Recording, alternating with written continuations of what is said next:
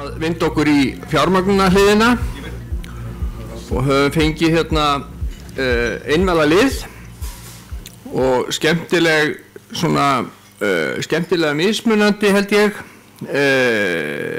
hvað varðar fjármögnun og við ætlum að hafa svona svipað form á þessu eins og í fyrri málstofunni hér í þessum sal, fá svona létta yfirferð yfir það sem við stiklum mjög á stóru í því sem fyrirtækin að gera og svona sögulega yfirlitið en þá með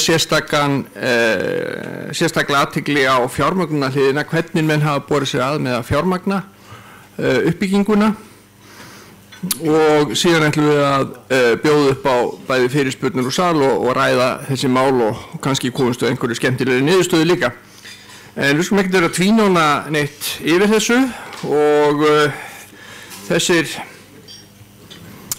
þessir heiðursmenn sem hér sitja, þau eru því miður ekki með neina konu hérna í settinu en hérna, já, Árni hann þekki mjög til kvenna, sérstaklega handboltakvenna, þannig að hérna það getur vel verið að hann breyðist. Það var landsliðsdeildar kvenna í handbolta þannig að ég fulltrúi kvenna hins.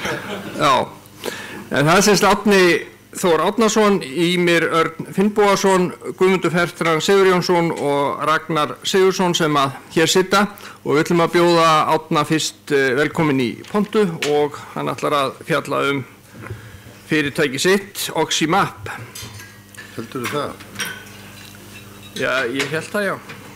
Kannski ekki. Já, ég ætla, þegar Gísli bað mig að tala fjármögnun, þá fór ég að hugsa akkur ég. Ég hef ekkert góða sögu í fjármögnun. Þannig að mér langaði aðeins til að fara yfir mína raunasögu, einhverjum öðrum til eftirbreytni. Þessum unga manni var sagt upp hjá lyfjafyrirtæki þegar að Pharmaco keypti Tóraensi lyf og hann var atvinnulaus. Og ásamt okkur nokkrum þá setti hann upp Omega Pharma og þetta... Ég held þú eru bara... hvað gerist? Það, ég ítti á þennan takka. Já, ég tækni maður hérna ykkur staðar. Byttu ég með þetta hérna. Ég held að það hafi gerst á að hérna það... Og það var svo merkilegt að það var engin lífeyrissjóður sem vildi nokkuð tíma fjárfesta í þessu fyrirtæki Omega Pharma. Og meiri segja þegar Björgólfur Thor var búinn að taka við því og gera það aktavis, þá man ég eftir á hluthafafundi að hann kvartaði yfir því að íslenski lífeyrissjóðir sýndu engan áhuga. En það voru sem sagt einstaklingarnir og það var, í byrju var það iðnþróunarsjóður sem hjálpaði okkur að stað. Og svo var það bara hluthafarnir. Næsta var, ég rak Austurbakka í 30 ár og við fórum á markað. Og þegar fyrirtækjar á markaði þá yfirleitt að lífeyrissjóðirnir koma að og fjárfestar og sama var upp á teningi þar. Okkur tókst að vera stærsta heildverslun á Íslandi. Við vorum 70 manns í vinnu. Samt er engin lífeyrissjóður sem vildi fjárfesta í okkur. Ég meiri sér gerði sérstaka heimsókn í lífeyrissjóð Vestlunumanna því vorum 70 manns í vinnu. Það var alveg sama. Við vorum ekki spennandi fjárfestingarkostur. Nú, ég var einn af fyrstu sem komið með inn sem fjárfestir í Carbon Recycling. Ég hringdi Casey Tran í gær. Hann með 27 manns í vinnu á Ísland og einhverja 12-14 erlendis. Það engin lífeyrissjóður sem sé ástæðu til að fjárfesta í Carbon Recycling ennþá. Það voru einstaklingar og það reyndar komin sterk fyrirtæki erlendis frá. Aftur á móti.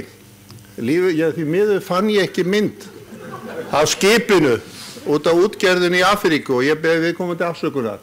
Við fundum bara þessa mynd en íslenski lífeyrissjóðir, þeir sá ástæðu til að fjárfesta í útgerð í Afríku. Nú, lífeyrissjóð starfsmanna ríkisins var í einhverjum kröfukaupum og síðasta sem fréttum væri að það væri verið að reyna að innheimta í Úkraínu. Þetta eina myndi sem ég fann þetta frá Úkraínu en við eigum ju okkar Benna Olsara.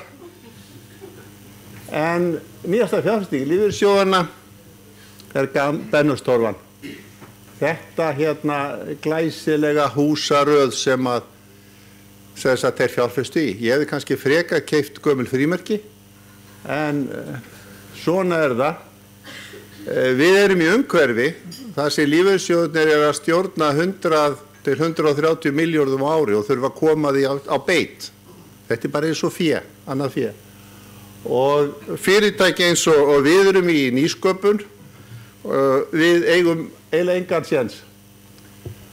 Ég mikill fótboltaáhugamaður og fór oft á Stamford Bridge, og í stúkur á Stamford Bridge þá voru mjög gjarna fulltrúar lífeyrissjóðanna, þannig að kannski ætti nýsköpunarsjóður og við litlu fyrirtækin að fá okkur stúku á Stamford Bridge og bjóða lífeyrissjóðanna að koma og horfa á fótbolta. Ég með þetta fyrirtæki í dag og það ekki ólega margir sjóðir sem hafa áhuga að koma inn í svona. Við erum séuvottaðir, það kostar 2,5 milljón í gjaldeyri að búa þetta til. Við seljum tæki fyrir 8,7 milljónir, það er 1 tæki á Íslandi og við erum búin að setja 21 tæki upp út í heimi. Í síðustu viku settum við upp á frægasta augnspítala í heimi í Moorfields í London, og í næstu viku settum við upp í Peking og Bangalore í Indlandi vikuna þar og eftir. Við erum að búa til gjaldeyri, við greiðum laun, það er ekki ógulega miklu skattar, en það eru töluverð afleidd störf því að það eru mjög margir sem þurfa að koma að þjónusta við okkur. Og við borgum í lífeyrissjóði. Takk fyrir.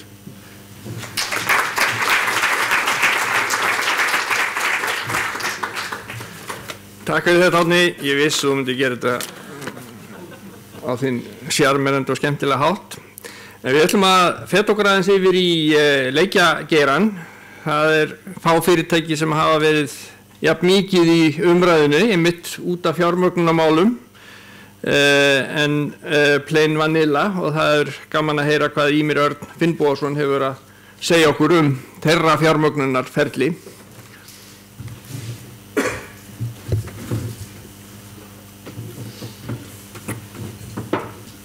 Komið sæl. Ég var nú veltað fyrir mig hvort ég ætti ekki bara að breyta efni fyrirlesningsins og fara að tala hvernig á að laga öryggisgalla í öppum áður en gefur þið út. En nei, ég ætla að fjalla hérna þessum fjármögnun sprotafyrirtækja og þá sérstaklega með hliðsjón á okkar vegferð og hvaða var sem við lærðum á þeirri vegferð. Nú Plain Vanilla stofnað árið 2010 og gefið út fyrsti leikun okkar Moogies, sem var hérna spjaldtöluleikur fyrir börn og átti að okkar óska fara sigum fyrir heiminn sem hann gerði nú svo ekki. Og í kjölfarið þá reynum að fá fjármagn á Íslandi. Hugmyndina, svona grunnhugmyndina, QuizUp kemur upp og reynum að fá fjármögnun leitum til íslenskar fjárfesta, bæði stofnfjárfesta, og svo fórum við bara gegnum tekjublaðið og hringdum bara. Þá sáum við strax ákveðinn mun sem milli íslenskra fjárfesta og bandarískra fjárfesta. Hvað var það hugsunarhátt gagnvart frumkvöðlun? Að það rosalega lítill tolerans á Íslandi fyrir mistökum. Að þú hefur einhvern veginn mistekist, að þá ertu komin einhver svona stigma á þig. Ef þetta gekk ekki upp hjá þér, akkúrat í þessi hugmynd þá ganga. Meðan að þetta varð síðan algjörlega omvendt hugsunarháttur þegar við fórum út. Fundum fyrir því að það var okkur tekið mikið til tekna að hafa gefið út einhverja vöru, fínt, hún klikkaði, en svo framalega sem við lærðum hvað ekki alveg vitlaust. Og myndum bæta það í næstu útgáfu sem við svo sannarlega gerðum og ég heldur höfum lært ágætlega á QuizUp. Nú, að sama skapi ákveðin grundvallarmunur í fjárfestingu sem við fundum fyrir heima og úti, það kemur að svona fjármögnunarforminu, að það að segja að þegar þú kemur heima og tala kannski við fjárfesti og þetta biður pening, að þá er strax sagt, ok, fínt, hvað er þetta mikið? Og ég veit ekki, ég þarf 20 milljónir og kemur eðlileg spurning tilbaka, hvað er tilbúin að gefa mér mikið hlut í fyrirtækinu, og þú segir, ég var nú bara að hugsa 20%, þetta er nú mín hugmynd og allt það. Þá koma náttúrulega vöflur á fjárfestunum og segir, býtu, þetta er bara hugmynd, þetta verðmetan á 100 milljónir króna. Sýndu mér einhver Excel-líkun sem var sanna það. Ég þarf að sjá okkar cashflow, sko. Og þetta er náttúrulega ákveðin grundvallarmunur, það er bara hugmynd og það er rosalega erfitt að verðmeta hann akkúrat á þeim tímapunkti. En sem við sáum að fjárfestar út í Silicon Valley eru búin að finna ákveðna leið til að komast fram með því sem fjalla eins og seinna. Sko.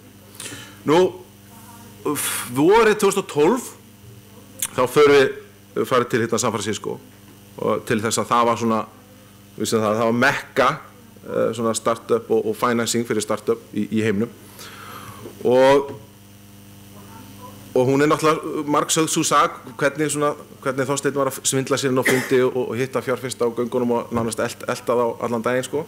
En það kannski nokkrir hlutir sem við lærum þar sem kannski svona veganesti fyrir aðra. Sumir eru svona eiga bara við kannski ætla að falla Bandaríkin, aðrir eru frekar almennir. Kannski fyrsta leksíðan sem við lærum þú ert að hafa allan strúktúrinn í lagi. Allur korpur strúktúr þarf bara að vera tilbúin. Þannig að ef þú ferð út þá þarftu að vera búin að stofna félag í Delaware og hafði allan strúktúrinn í lagi. Termsheetið og samningarnir þarf að vera tilbúnir. Það má aldrei koma setningin já en má aldrei koma. Þú ert bara tilbúin, þú heitir fjárfesta bara tilbúið, það allt tilbúið, það hægt að sæna undir á staðnum. Tengslanetið rosalega mikilvægt. Þetta snýst allt að networka og nota alla leiðir, alla kontakta til þess að ná þessum fyrsta fjárfesti inn. Svo þetta bara eins og snjóboltinn. Þegar fyrsti kominn, hann kynnir fyrir næsta og svo framvegis. Og þetta svona veltur svona áfram. Þannig að maður nýtir allar það kontakt og angula sem maður getur haft. Og við vorum svo heppin að hitta á einn Íslending, Davíð Helgason úti sem að hjálpa okkur mikið í þessu ferli. Þannig að kynningin, og því að þú ert að hitta fjárfesta, kynningin, og það er að tala eins og kallum pitchið og dekkið pitchið, þú ert að kynna vöruna og glærisýningin, hún þarf að vera, ég get ekki lagt nóg með áherslu, hún þarf að vera heimsklassa. Við höfum verið svo heppnir í Playman núna eftir að við fengum fjármögnun, að margir hafa komið til okkar með hugmyndir og hafa sýnt okkur kynningarnar sínar, bæðið munnlegar og kynningarnar. Og þær eru sjaldnast, hvað ég segja, nóg góðar. Að því litinu til að sko, þú ert að tala með fjárfesta sem sjá sko, 1000 svona kynninga á hverju einasta ári og þá þarf performancein þinn sem frumkvöld sko, og efni sem lætur frá þér að vera heimsklassa. Þú hefur rosalega takmarkaðan tíma og þegar þú nærð þessum fundi og þú nærð þessum fundi sko, fyrsta fundinum, það er bara ef fólk er nógu aggressíft, að þá eyðir ekki tími í chat, þú eyðir ekki tími í vitleysu, þú mætir á staðinn, þú ert með þetta alveg á hreinu og byrjar að kynna og þú verður bara, þú ert bara awesome sko. Þú veist alveg, þú ert svo passionate, þú veist nákvæmlega hvað þetta þú ert með alveg þetta á hreinu, þannig að þeir fáu bara tilfinninguna því að þeir eru að fjárfesta í þér sko. Þú veist, þeir hafa séð kannski þess að hugmynda, það eina sem þeir eru að hugsa og getur frábær hugmynd, en þetta manneskjan sem að mun executa þessa hugmynd sko. Góðir ráðgjafar og góðir lögfræðingar.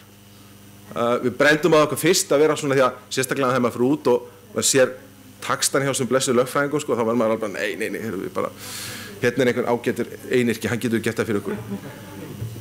Þótt þeir kosti pening, það spara manni því að samningagerðin á seinni stigum getur verið flókin að þá að hafa góðan lögfræðing sem að útskýri hlutina fyrir þér sko. Því að sérstaklega við vorum nýir í þessu, höfum ekki gert þetta áður, það hjálpaði rosa til. Við skiptum lögfræðinga á okkur tímabili, fundum þá bara muni hvað er gott að hafa einhverja sem að þekkit allt hafa verið í gegnum þetta og hjálpaði í gegnum ferlið. Þá kemur líka hérna þessa fjárfestingaforminu og þetta er eitthvað sem mikið langar til að tala um hérna á Íslandi. Sérstaklega það er alltaf að tala um að það er að mennta frumkvöðla á Íslandi, en það er líka ákveðin leita að mennta fjárfesta sem er kannski hugsað sér til hreyfings varðandi fjárfesting í sprotafyrirtækjum.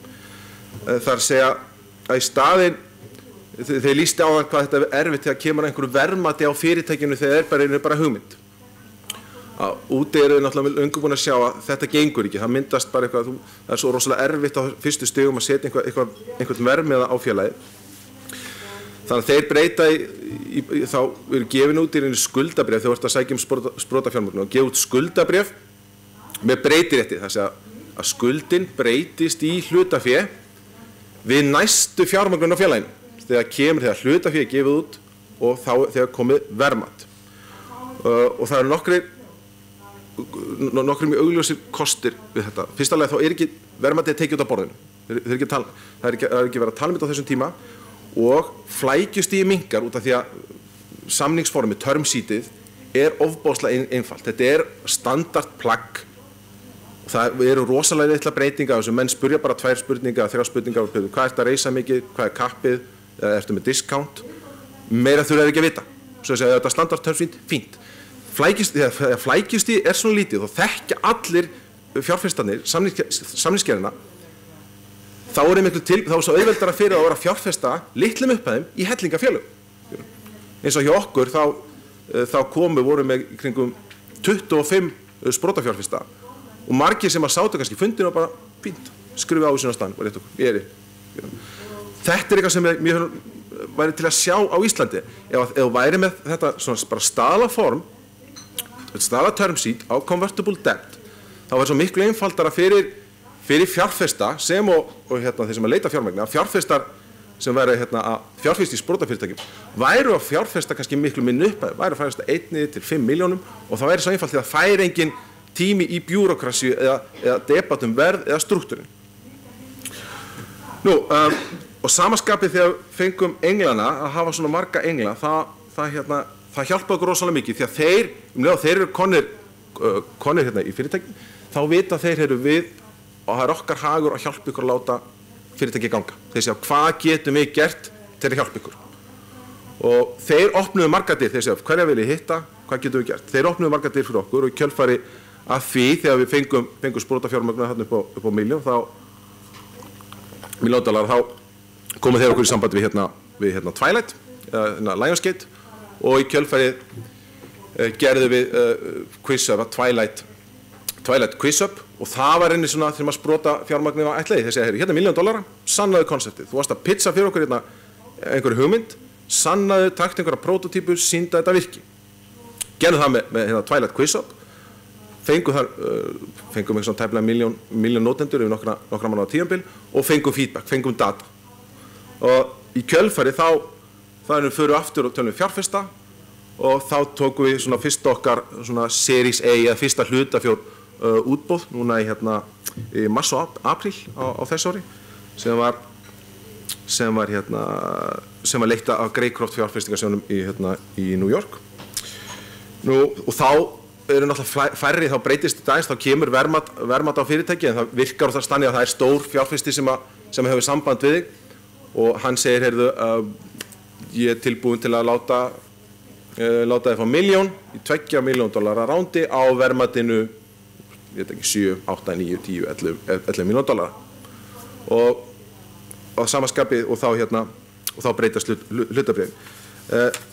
Það sem hefur þá kannski, það sem hlutirnir sem að koma til umhugsuna þá þegar þú ert komin á þennan stað og þeir eiginlega reyndar alveg jafn mikið erindi heima hjá frumkvöldum sem er fjármagnið heima og úti, að það er rauninni bara og þetta á sama við Series A, Series B og Series C að þú ert í rauninni bara að tala um 4 hluti. Þú veist, samningurinn er reyndar miklu stærri og það er rosalega gott að hafa lögfræðingarna sem geta einhvern veginn klára það. Þetta er rauninni bara 4 hlutir. Þú ert búin að fara í gegnum þessa 4 atriði, þá er allt annað bara svona smáletri. Fyrsta lagi er náttúrulega einfaldlega bara virðisforsendurnar á bak við samningum. Hvað er verið að verðmeta félagið á og hvað ætlar að koma inn með pening, mikinn pening. Og þá er ofta svona aðalega sem að menn er að hugsa hvað eru aðrir að þynnast út. Og þá hvað eru founderarnir að þynnast út og aðrir fjárfestar að þynnast út. Númer 2 eru réttindi nýra hluthafa gagnvart öðrum hluthöfum. Þess að hvaða aukalegu réttindi, því að oftast koma inn með að kemur kannski nýr klassi af bréfum, hvaða aukalegu réttindi eru þeir að fá gagnvart öðrum fjárfestum. Númer 3 er stjórnin þín. Stjórnin er alveg ótrúlega mikilvæg. Aðalega út af því að menn vilja alltaf tróða sér í stjórn hjá þér. Ég sé pínlítið fyrirtæki sem er 6 manna stjórn. Og það er rosalega óþægt. Þú vilt ekki hafa stóra stjórn. Englarnir koma ofta með miklu meira value heldur en stjórnarmennirnir. Það er gott að vera með sem minnsta stjórn en einhverja sem skapa concrete value. fjárfestar verið alltaf tróðið í stjórn og svo reynir alltaf að segja, já, hann verður ekkert fullgildur, hann verður bara áherna meðlimur. Það algjör vitleysa, hann alveg mikill meðlimur í stjórninu og tekur alveg mikið þátt og hann fá ekki að kjósa. Og númer 4 sem mjög mikið fjallað það stærð svona option pool, svona valréttarsamninga fyrir starfsmenn, sko. Hversu mikið á að taka til hliðar fyrir starfsmenn til að hafa seinna með, sko. Og það hljómar oft rosalega vel, menn fjárfestar segja, já, ég ekki taka 15% og hafa það bara í sjóð fyrir starfsmenn og allir, jú, það var fínt, sko. En menn gleyma því alltaf að optionum dælt í pottin áður en fjárfesta, þannig að þið þinna alltaf alla út áður en en þetta er kannski aðeins teknískara mál. Svo hlaupum bara svona hratt yfir söguna setna meir að fengum þetta 2,5 miljón sem gerur okkur kleift að þróa QuizUp og gefa það út. Tókum svo annað lítið ránd upp á 2 milljónir sem var bara rétt árum gáum út leikinn og það var alltaf þessi sömu í reynu 4 atriði í þessum 2 rándum sem menn voru að pæla fram og tilbaka, allt annað skipti minna máli, sko. Já, og svo gefum út leikinn núna 7. október og já, og ég held að svona restina þekkja flestir. Það 2,5 miljón notenda núna, 750.000 sem að spila daglega, það 12 eða 13 miljón leikir á dag. Já, og þetta og gengur bara vel, sko. Já, ég er búinn.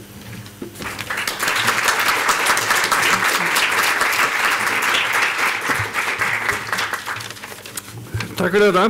Vonandi fáum við tíma í smá fyrirspurnir á eftir. Við ætlum að halda áfram. Næstur á mælendaskrá Guðmundur Fertram Sigurjónsson með fyrirtækið Keresis. Já, góðan dag. Gaman að fá að vera með okkur í dag. En ég ætla að tala sérst Keresis og fjármögnun Keresis og svolítið líka styrkjamál líka. Styrkjamálin eru náttúrulega nátengt fjármögnunni. En fyrirtækið og konseptið sem við erum að vinna að var til í ársbyrjun 2009 eða bara á eldhúsborðinu heima hjá mér og þá kom svo hugmynd að búa til svona vefja ívaxtarefni úr þorskroði en vefja ívaxtarefni eru mikið notuð í lækningaraðgerðum, þá eru aðalega notuð húðulíkum eða svínaþarmur eða svínahúð og okkar konsept var að nota þorskroð í staðinn og núna 4 mánuðum seinna þá erum við í skráningarferli með einkaleyfi í 56 löndum. Við erum búin að fá útgefin einkaleyfi í nokkur lönd. Við erum með vottað gæðakerfi. Fyrsta varan okkar CE-merkt og FDA approved og salir hafin í smáum skala á nokkrum mörkuðum. Svona fyrsta verkefnið eftir að við tökum ákvörðun að fara út í þetta var að ganga frá einkaleyfi umsókn fyrir félagið fyrir þessa hugmynd og fara að tala við Tækniþróunarsjóð og okkur var vel tekið á Tækniþróunarsjóði og kjölfar þess fundar þá fór í gang umsóknarvinna og gerða viðskiptaáætlun og við sóttum svo styrk og fengum styrk frá Tækniþróunarsjóði 8 milljónir króna. Kjölfarið hefur svo Tækniþróunarsjóð fylgt mjög vel eftir þessum fyrsta styrki og við höfum fengið styrki fyrir 50 milljónir frá Tækniþróunarsjóð. Við höfum líka fengið styrki frá AFS, Vinnumálastofnun og notið góðs og samstarfi við Matís og Raunvísindastofnun. Þegar við vorum komin með þennan pening upp á vasanum frá Tækniþróunarsjóð þá hóstum við verkefni við réðum fyrstu starfsmennina og kláruðum prótótípu og betrum bættum einkaleyfi umsóknina okkar og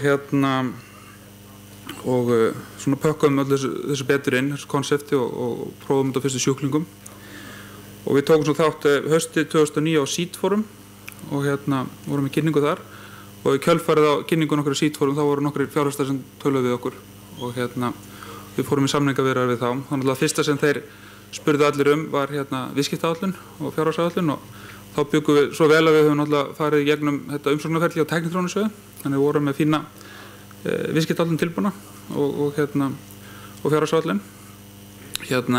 Fljótlega kom í ljós á þessum fundum með þessum fjárfestum hvað reynsla var mikilvæg og er mikilvæg og eins og var að segja frá Plain Vanilla að það er mjög mikilvægt að vera með allt tilbúið, að vera með við erum búin að hugsa út í alla þætti framleiðslunnar og Og við byggum svo vel þessi stofnendahópur að vera með nokkuð breiða reynslu af lækningavörum. Við höfum tekið þátt í að þróa lækningavörur, prófa einkalega á lækningavörum. Það eru 2 læknar í hópnum sem eru klínikar og eru að nota þessi lífrænu vaxtarefni.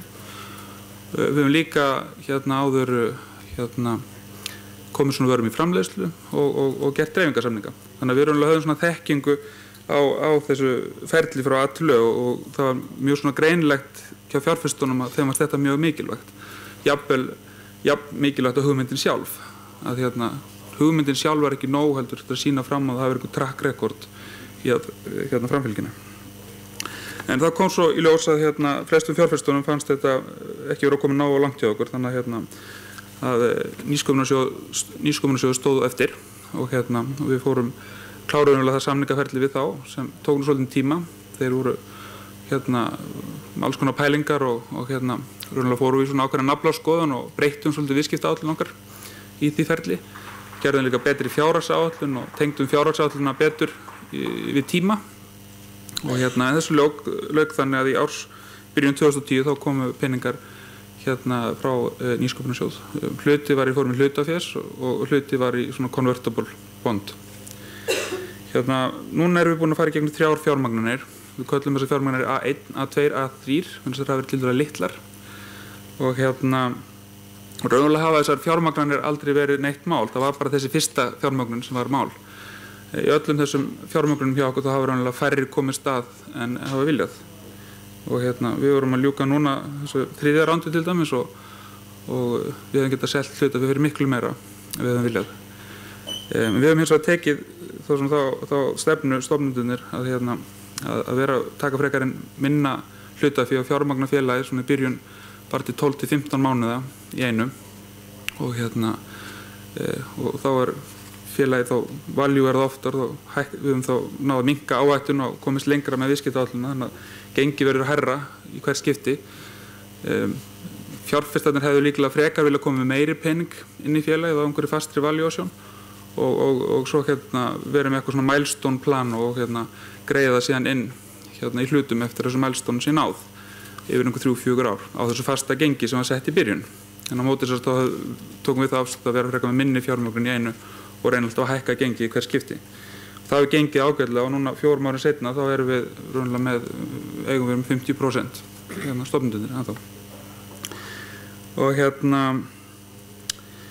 mér langar að víkja aftur að reynslunni, eins og ég held að hún sé mjög mikilvæg og það eru mörg svona nýsköpunarfyrirtæki í Íslandi sem eiga í vandræðum með að fjármagna sig og ég held að stór hluti af þeim vandamálum sé raunverulega reynsluleysi, ekki kannski fjármagnshöft eða slíkt, það nóg peningur á Íslandi og erlendis líka, en maður þurfa að vera með þennan reynslupakka, maður þurfa að geta sýnt fjárfestunum að mann hafi track record, maður sé ekki bara með hugmyndina, heldur hafi track record til að framfylginni og þetta var sett í lagi hjá okkur eins og ég nefndi áðan.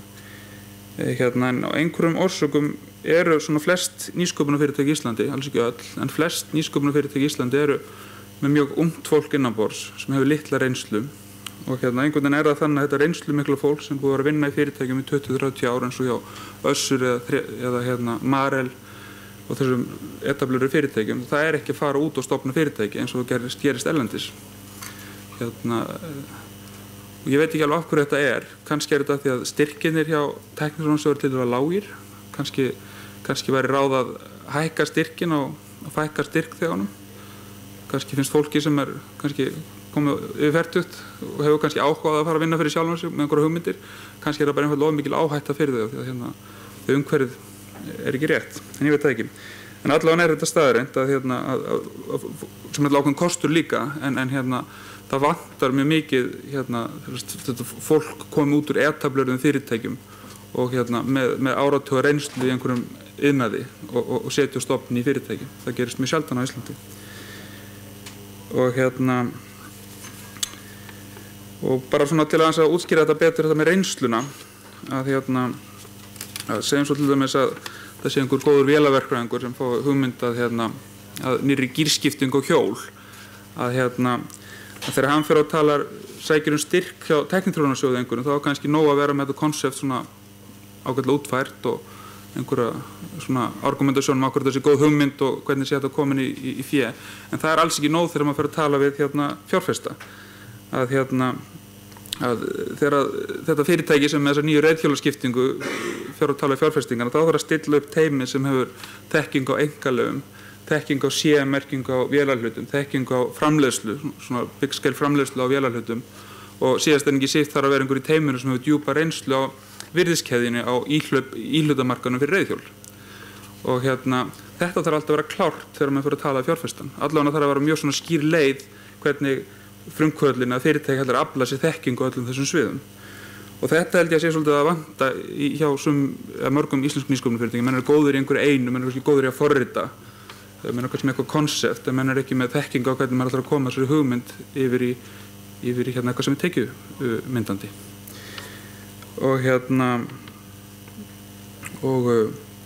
Já, þannig að þegar fólk í þessum sporum, þá vantaði visslega hjá okkur þegar við vorum svona að fara í gang með þetta verkefni, það vantaði svona ákveðna þekkingu, en við einfaldlega sóttum hana með að fá fólk til liðs við okkur og það eignar síðan hluti í félaginu. Við vorum alveg óhræddir við það að fá fólk til liðs við okkur.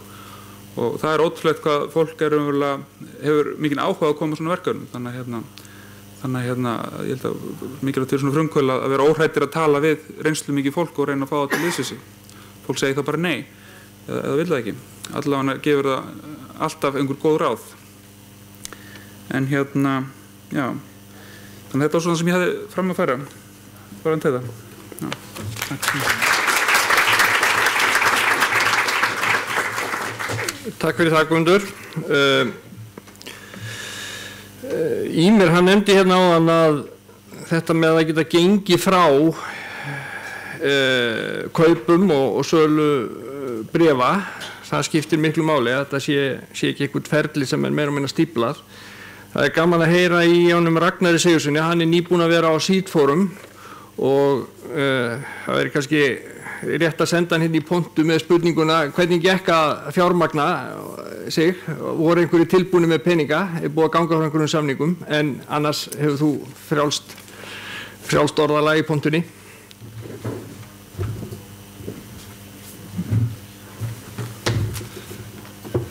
Já, takk fyrir að bjóða mér. Ég ætla að segja svona aðeins frá því hvernig fjármögnun hefur gengið hjá okkur, þetta gengið svona upp og niður. Nú aðeins að því hverju við erum, hvað við gerum og af hverju. Að ég var nú hakkari í mörg ár í mér, kannski, en ekki grimmir endar. Ég fór í fyrirtæki og var að taka út öryggiskerfi. Og það sem við komumst af þar er það að starfsfólki alltaf veikast til hekkurinn. Bara það að senda tölvupóst á einhvern, hringja, fá upplýsingar, að þetta var alltaf veikast til hekkurinn. Svo fór ég með glærunum mínar í fyrirtækinu, var að kenna og allir bara, þetta er svo leiðilegt, sem er rétt, sko, því þetta er þurrasta efni sem þú kennst í, það er öryggismál. Nú, þá fórum við að hugsa út í það að hvernig við getum komið þessu á netið og fá fólk til þess að virkilega hafa áhuga því að horfa á þetta. Og við bjuggum til myndbönd sem eru bæði skemmtileg, stutt og fróðleg. Það er að segja að þetta er svona byggt á The Office þáttunum og hver þáttur bara 1,5 mínúta, en þú horfur eitt þátt að gera grein fyrir hættum í tölvupósti og horfur annan og kannt að búa til lykilorð og svo leiðis. Svo gerum okkur aðeins grein fyrir hættinu. Á hverjum einasta degi koma 250.000 ný afbrigði af vírusum. Vírusvarnarforrit þeir grípa þetta ekki allt. Það eru 30.000 nýjar vefsíður sem að smitast á hverjum degi. 80% af þeim eru fyrirtæki, bara venjulega fyrirtækisíður. Þannig að þeir sem að halda það að þeir séu tiltölulega öruggir ef þeir halda sig frá klámsíðunum, að þá er tölfræðin öðruvísi, að þú ert öruggari þar ef þú ert bara þar. Það er margir sem skrifa þetta niður, sko. Nú, 95% af tölvuinnbrotum, þar sem einhverjum gögnum er stolið, byrja á tölvupósti. Að einhver opna tölvupóst sem hann átti ekki að gera. Nú, svo ég víkja fjármögninni, að til að byrja með, þá fjármögnum þetta með eigið fé og skuldsetningu náttúrulega upp fyrir áfur. Og þetta var árið 2008 og hérna, svo fór okkur að vanta meira fé og þá var náttúrulega allir bankar lokaðir. Það var svona rétt bara korter í hrun, það hafði ekki verið í ágúst.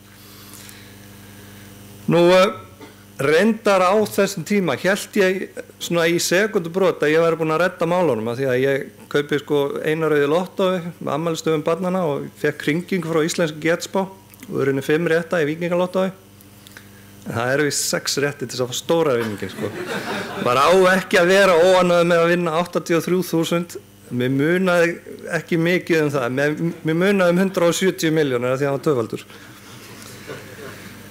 Nú, þá fórum við bara út á örkina og ég fór bara í töpuverkýrin, fór bara með kynningar í heimahús og með kynningar hér og þar og pizza allstaðar.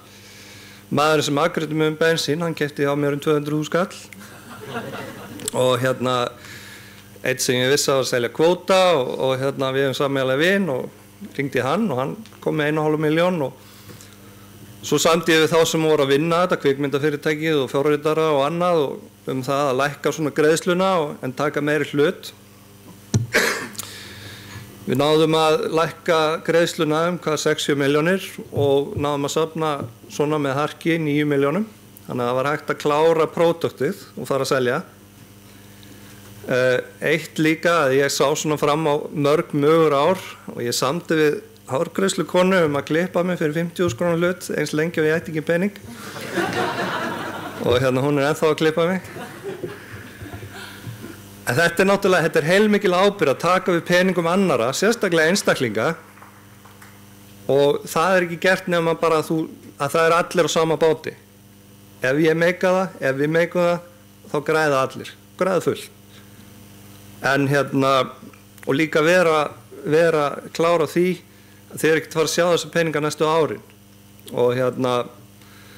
Og alls ekki setja meiri peninga en þið eru til í að missa. Nú þetta hefur gengið vel, þó við séum með 24 hluthafa í dag, við erum eiginlega almennings hlutafélag, að ef ég sendi bara svona 2-3 mánaða fresti, hvað er að gerast og þetta er að gerast, alveg sama þó að gangi illa. Að ef það bara heyrir frá manni og vita maður sé ennþá, þá er bara allir rólegir. Og ég fæ yfirleitt engi svör við þessu eins og. Allir bara þakkláttir þegar þeir hitta mig næst. Nú við náðum að klára lausnina, erum búin að vera í bootstrapping í nokkur ár. Við erum búin að nota tengslanetið og misnota það gjörsamlega í það að komast áfram. Fyrstu 3 árin okkar seldu við bara ekki neitt. En svo náðum við okkar fyrsta stórlags, Sumitomo bankin. Það er einn af stærstu bankum í heimi. Og strax í kjölfarið á því, af því að þetta er alltaf fyrsta spurningin, sko, hverjir aðrar að nota þetta? Sko, þú yrði fyrsti, sko, það virkar ekki, sko. Búið að prófa það. En leið og við náðum þannig að fyrsta stórlags, gátum bent á hann, þess að nota þetta og hann er ánægður. Þá fengum við mörg önnur fyrirtæki í kjölfarið.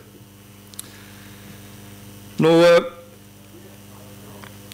við erum svona loksins að sjá árangur erfiðisins. Við gerum samning við stærsta IT security fyrirtæki í heimi og þeir ætla að markaðssetja og selja okkar vöru á heimsvísu. Nú, eins og hann nefndi að við vorum á Seedforum sem er sprotaráðstefna.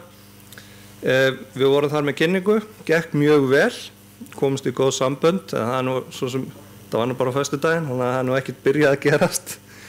En við erum svona að byrja viðræður við 2 sjóði, auk þess sem að 2 erlend fyrirtæki hafa sýnt okkur áhuga sem er í okkar geira, öryggisfyrirtæki.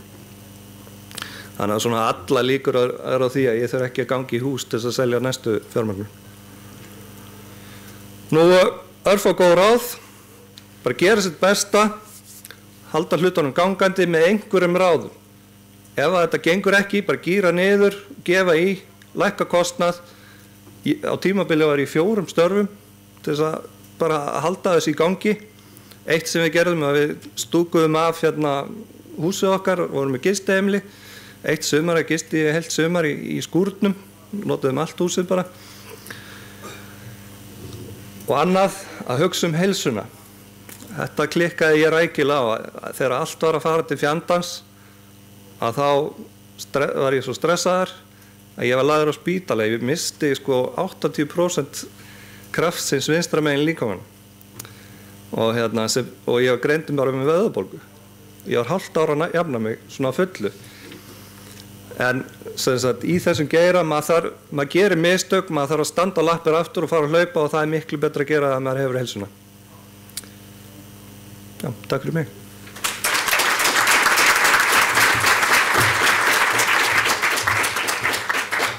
Takk fyrir ótrúlega, persónulega sögu bara og eins og við hafið heyrt þá er þetta allt mjög mismunandi aðferðir og aðstaða og þróunarstig. Það sem þó einkennir þessa umræðu hérna hjá okkur að við erum annars vegar með þessa þörf fyrir fjármagn til uppbyggingar á fyrirtækjum og hins vegar þörf hjá fjárfestum, fjármagnseigendum til þess að koma fjármagni í vinnu.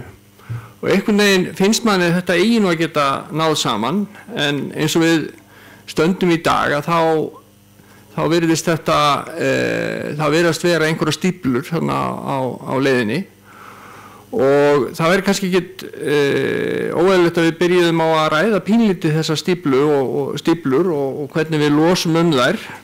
Árni kom aðeins inn á þetta með lífeyrissjóðina sem að við að stífla peningana sína í einhverju sem við skiljum ekki hinn, af því okkur finnst að þessi peningar eigi að fara í verðmætasköpun. Ímir kom inn á þetta að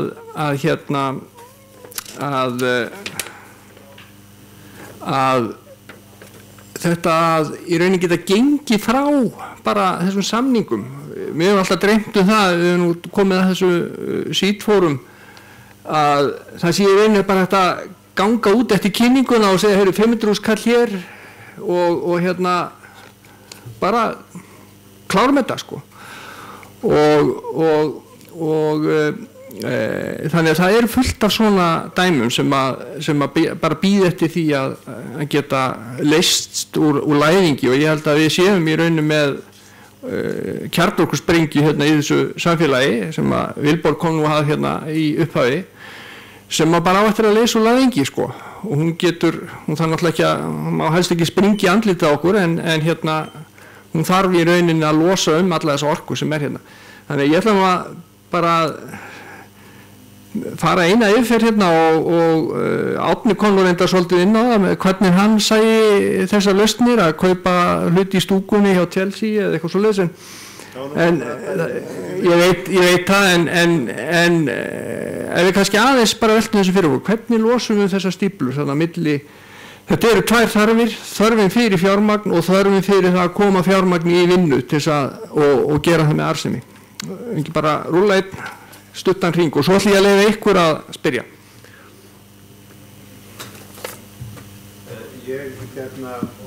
Þetta er alltaf frá því að ég byrjaði í business 1971-2 þá hefur þetta alltaf verið mjög sérstætt fyrstu árin þá eyddi aðalstjórnandi hvers fyrirtækis á Íslandi góðum tíma á morgni til í biðstofu bankastjóra að ýta eftir vörukaupavíxlum, að reyna að fá fyrirgreiðslu og að víxlarnir verið hreinlega keyptir sem lá í bunkum í bönkunum.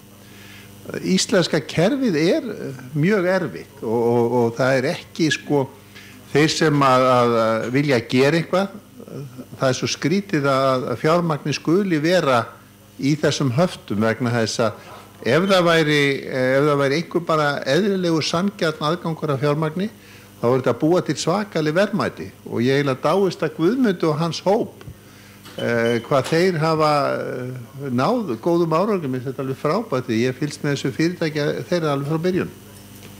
Já, takk fyrir það.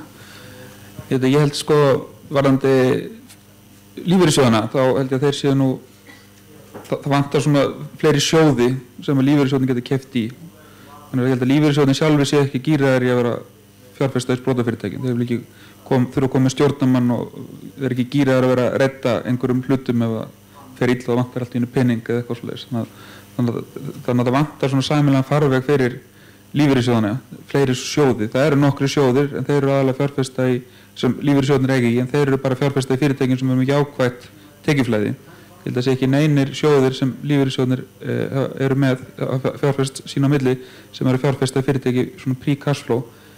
Þannig að þeir þurfa að gera það, en svo það er verið neikvæð svona umfjöllun líka í samfélaginu fjárfestingar lífeyrissjóðana að það er svona ákveðin svona konsensus og ítt undir það nýverið þessi fjölmiðlaumfjöllun sem þú talaður að lífeyrissjóðar ætti bara ekkert að fjárfesta í eitthvað sem tapaði. Þetta var náttúrulega hræðilegt verkefni sem var að tala um í þessum kastljósdæmöllu, en samt má ekki sko niðurstaðan úr því vera að lífeyrissjóðarnir með ekki fjárfesta í einhverju sem þeir geta tapað, vegna þess að eðli málsins samkvæmt þá eru sprotafyrirtæki þannig að það eru bara sum þeirra sem heppnast. En þannig að ég held að lífeyrissjóðarnir sé ákveðnuleyti líkill að þessu, og ég var líka varfið það þegar nýsköpunarsjóður kom inn hjá okkur að það var svona ákveðin svona gæðastimpill að það voru alls konar svona minni fjárfestar svona svona wealthy individuals sem höfðu áhuga að fjárfesta í okkur eftir að nýsköpunarsjóður kom inn. Þannig að það var komin svona þeir treystu á það að nýsköpunarsjóður gerði svona almennt due diligence og voru búin að skoða tæknina okkar og svoleiðis. Reyndar treysti síðan nýsköpunarsjóður að tækniþróunarsjóður hefði verið búin að kíkja á tæknina. Þannig að auðvitað þetta svolítið verðli sem hefur gengið bara nokkuð vel upp hjá okkur.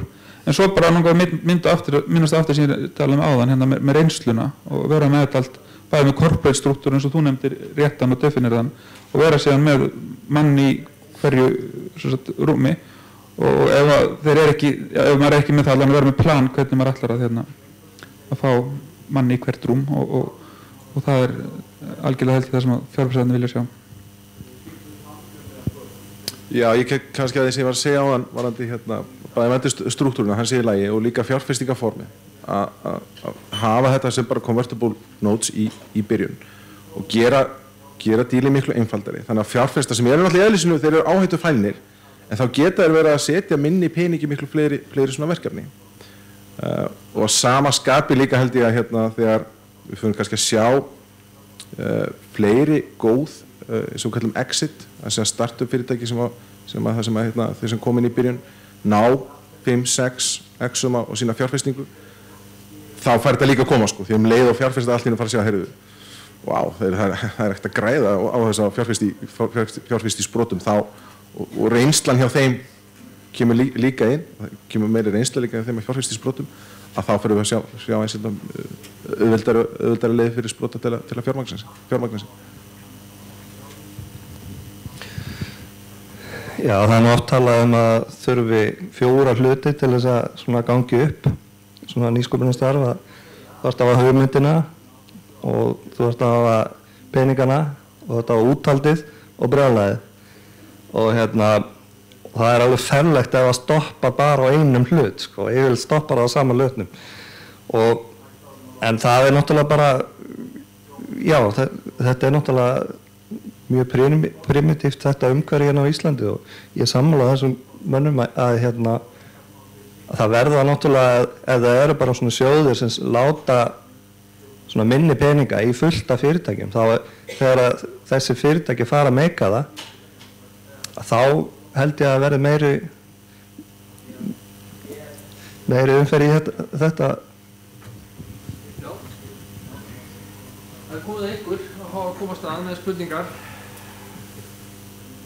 Hún var á undaði vel. Ég kynni ykkur. Það er talið mikrofónu eða? Já, einhver. Ég leikur nú ágætlega hátt rómur. Ég heiti Erla Ósk Ásgeirsdóttir og því að búið að ræða lífeyrissjóð, þá datt mér í huga að koma að segja það, því ég sit í stjórn lífeyrissjóðs, reyndar bara nýverið tekið sæti, og ég hef verið að velta því fyrir mér akkur það verið þannig að lífeyrissjóðunir hafa verið að fjárfesta eins lítið og raun ber vitni í nýsköpun, og það eru náttúrulega einhverjar ástæður fyrir því, meðal annars eins og hefur komið inn á erindum hjá ykkur, að það er ekki bæði þarf að mennta fjárfesta eins og Ímir kom inn á, og hins vegar vantar kannski lífeyrissjóðina líka farveg, og það eru ekki margir, það eru náttúrulega mjög margir sem að sækja í lífeyrissjóðina. Það koma sjóðir og það er endalaust verið að pitcha fjárfestingakostum, en það eru mjög fá, allavega mín reynsla, ég siti sem aðalmaður núna og varamaður áður, mjög fá nýsköpunarfyrirtæki sem er allavega að koma með erindin á okkar borð. eða til okkar starfsmanna sem að starfa fyrir sjóðin.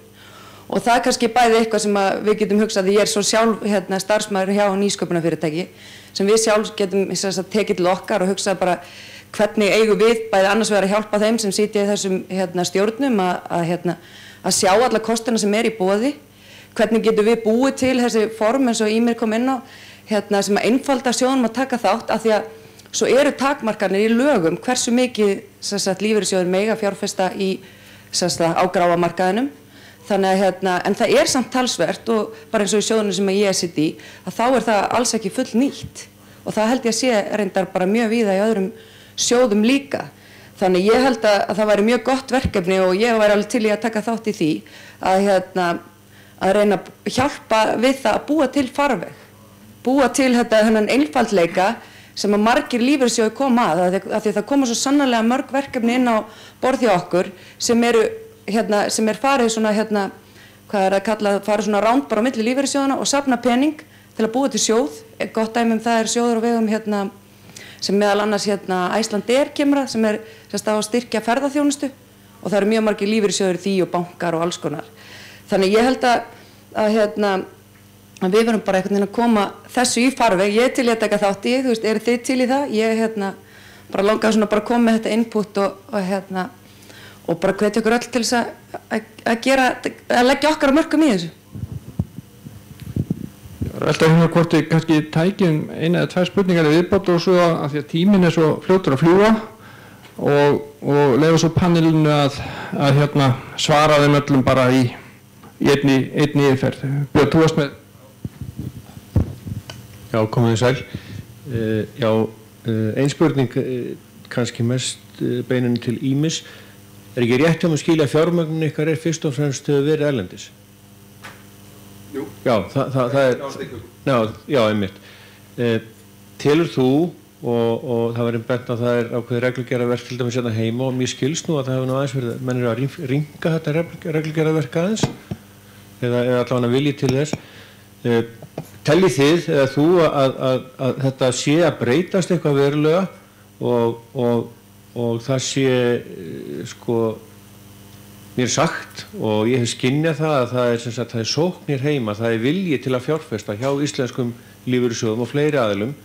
Verðið eitthvað varfið þetta? Er þetta bara svona rumors, Þá er ég að tala um stærðargráð eins og þú ert að tala um. Ég er að tala um 500 milljónir kannski eitthvað svoleiðis. Í fyrirtækjum sem komin aðeins lengra heldur en í stofnur. Ef ekki að fá eina eða tvær í viðbót og svo tökum við, af því að hérna var ein hendi og hérna ein, þannig að, já. Halló, já, þetta virkar. Ég er með smá spurningu varðandi breytanlegum skuldabréfum sem við erum að tala um áðan.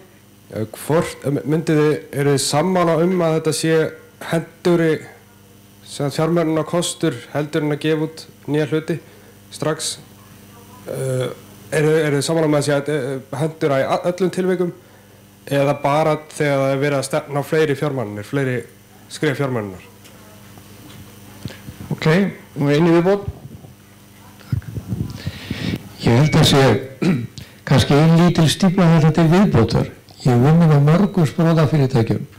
Þau byrja oft eftir að hugsjónamenn hafa góðar hugmyndir, góða vöru, en þegar kemur einmitt að því að fara að leita eftir fjármagni, þá finna þeir sem þar í forsvari sig ekki stakk búna til þess að gera það. Þeir bara segja, ég veit ekki hvernig á að gera þetta, ég er góður í að búa til vöruna, en ég kann ekki þetta. Og ég hef séð mörg fyrirtæki, þau komast ekki gegnum þessa stíflu. Hvað leggið þið til að svona fyrirtæki geri? Ok, og að segja þetta gott. Ég höfum ekki tíma með fleiri svör. Já, ég er ekki feimin við að bjóða mannu 6% fyrir að koma með fjárfesta inn til mín. Og ég ætla nú að segja eitthvað mjög gáfulegt á það þegar það kom þarna. Já, það ekki bara. Varandi erlenda fjárfestingu, þá held ég að ef maður pitsar til erlendra aðila og maður er með vörur sem er hentað til sölu erlendis eins og í okkur, þá er áhugi fyrir því og alltaf ákveðin vandamál með þessi fjármagnshöft og svoleiðis. En við höfum til dæmis pizza í Keresis til fyrirtæki í Bandaríkjunum og það hefur gengið ágætlega. Við erum með einn erlenda fjárfesti nú þegar og það vilja allir tala við mann og það er kannski svo gott, sérstaklega í Bandaríkjunum, ef maður er pizza til bandarískra fjárfesta, maður fær alltaf þennan fyrsta fund. Maður þarf bara að vera vissum að gera gott úr honum, þannig að maður fær ekki í fundum með 2, eða nummer 1 við Lillur. Það vilja allir tala við mann þar. Varandi spurninguna hvað var áttur? Já, akkurat. Já, sko ég held að það sé mjög sniðugt þegar þú ert ekki með verðmatið og eins og þegar við fengum fyrstu fjármögnunina hjá Nýsköpunarsjóð þá varum við hluti, við vorum ekki alveg sammála um verðmatið þannig að við leystum það með að vera með ákveðið verðmat og vera svona ákveðið sem var svona fljótandi sem var convertible bond og en náttúrulega þegar þú komið með verðmat að þá hefur svona convertible bond kannski ekki mikið tilgang nema að þú sést stofnandi og sést vissum að þú sést að fara ná einhverju mjög mikilvægum mælstónum mjög bráðlega þannig að þú viljið taka lán og taka sénsinn á því að geta greita upp í staðan fyrir að konvertist eða það er með uppgreiðslu rétt.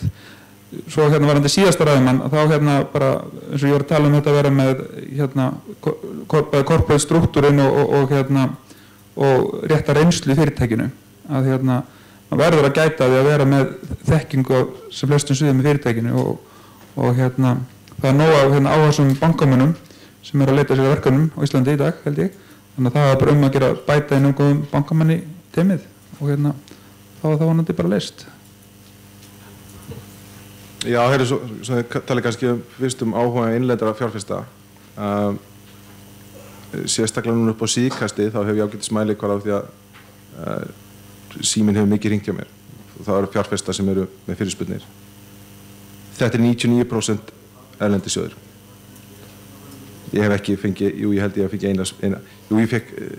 ég fengið 2 fyrirspurnir frá eldri borgurum sem vildu leggja 50.000 krónur í félagi en það er engin íslenska. Kannski er fullvissir að þið vita að þetta er bandarískt félag og fjármagna erlendisráð það sem flækjast í þess vegna þótt ég held að viti það ekkert sérstaklega allir en nei, áhuginn hann er mjög mikill erlendis frá en mjög lítill hérna heima. Ef við tölum convertible note sé alltaf góð hugmynd sko það eru bara nei, sjálfsögur ekki nema hvað það geta alveg komið tækifæri ef menn sættast á verðmatið þá er ekkert mál er bara mesta verðmataaukningin þegar þú ert að byrja með startup þetta er einu hugmynd og það á svo mikil verðmataaukning eftir að eiga sér staði í félaginu hjá þér eða hjá fólki þannig að það er svo mikil hætta til að þú gefir svo stóran eignarhlut frá þér við fyrstu fjármögnun að það fer svo stór því að það fer svo stórt chunk úr stofnenda eignarhlutum fyrst því að þú átt fyrirtæki á eftir að fara í gegnum nokkuð marga fjármagnanir og það er svo vont ef hlutur stofnenda þynnist mjög hratt út að það kannski er komin í fjármögnun 3 eða 4 að það er kannski bara komin í 10% eitthvað svona þannig að það er aðalmálið það er þetta varðandi verðmati varðandi mitt ef að geta ekki náði fjármagn og hafa kannski ekki við höfum fengið þetta borð til okkar þess að fjárfestar sem kom með frumkvæðar sem kom með hugmyndir og sem blessulega sé hefur verið það heppnir það er mjög margir frumkvölar hafa hringt í okkur og við tökum alltaf á móti öllum á skrifstofu og viljum endilega deila og miðla þeirri þekkingu sem við höfum náð afla okkur og hjálpa fólki. Við erum komin með mjög gott tengslanett úti og við fáum góðar hugmyndir þá viljum við bara endilega hjálpa fólki. Er allir að fara að hringja mig núna? Nei, við erum komin til að hjálpa. Við fengum hjálp og við hjálpum öðrum. Og ég hef oft heyrt þetta svona, við kunnum ekki og svona, þá fáðu ráðgjafa og hringdu í alla sem halda ekki að þú þarft ekki að hafa core competency að afla fjármagns. Þá færði eitthvað með þér sem er talnagörinn sko. Ég var alltaf talnagörinn að Steina sko. Steini pizza alltaf sko og svo hefði komið eitthvað að tölum þá bara svona tala þú hérna og þá finnir ég eitthvað sem að komplementa þitt skillset. Ef þú ert ekki góð þessu þá finnir ég eitthvað annan. Ég þá kom ekki vinnu hér þá segir þú fær bara eitthvað eins og segir 6% í félaginu eitthvað. En þú sem frumkvöðull, þú ert fyrirtæki sko. Fjárfestar að kaupa þig. Þannig að þú þarft að æfa ykkur. Verið með þetta bara alveg á hreinu, bara elevator pitchið ykkar, þeir eru alltaf að pitcha og eru góður svo bara að þú bara áhugin, hann bara leku, hann bara brennur í augunum okkur sko. Þú veist, þeir eru að kaupa hvort að þið geti fjárfest að koma þessari hugmynda á leiðin þetta. Já, ég hef nú ekki mikið við þetta bæta, en já, ég held ég hefði nú talað við alla, en ég reyndi að læði aldrei í lífeyrissjóðina. Það er kannski einhver svona stigma sem er kannski ekkert sönn, en já, það er bara næst þá.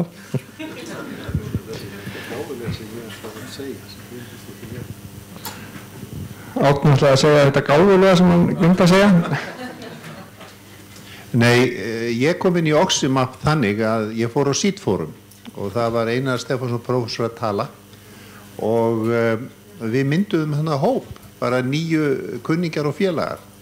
Nýsköpunarsjóður var líka að horfa á fyrirtækið og það sem gerðist var það að við ásamt Nýsköpunarsjóði, þeir komum eitthvað 85 milljónir og við 21 miljón, við fórum saman inn í fyrirtækið. Þá voru þeir búin að gera sem sagt allar kannanir og skoða reksturinn og gera úttekt á því. Og þetta er það sem að litlir fjárfestar eru mjög fegnir að fá og vilja helst fá svona úttekt. Og þetta veitti okkur miklu meira öryggi að fara inn. Og ég myndi eiginlega, sko, ég held að þetta verið fyrsta sem þetta gerðist svona, þetta var 2008, rétt fyrir hrun. Og ég mæli með þessari aðferð ef að menn geta komið inn í við að búa til svona teymi og gera sníkjudýr á einhverju sjóði. Takk fyrir þetta. Ég held að sé ein niðurstaða af þessari umræðu hérna klárlega og hún er svo að tíminn í umræðuna er náttúrulega allt og lítill. Ég held hins vegar að við erum ekkert hægt að tala fjármögnun, við munum tala fjármögnun endalaust. Bendi á að það er núna framundan aðalfundur samtaka sprotafyrirtækja 7. desember, þannig að þeir sem vilja halda áfram umræðinni þar eru mjög velkomnir á fundin. En tíminn er sem sagt hlaupinn frá okkur núna í bili og við ætlum að enda þennan dag á samantekt. Vera með okkur? Það er einhvern segja hvað? Samantekt. Þú sitt ekki á fyrirgefni. Samantekt hérna í sameiginlegum sal. Þannig að við hleypum þeim bara af með að opna hér og tökum lokasprettin eftir augnablik.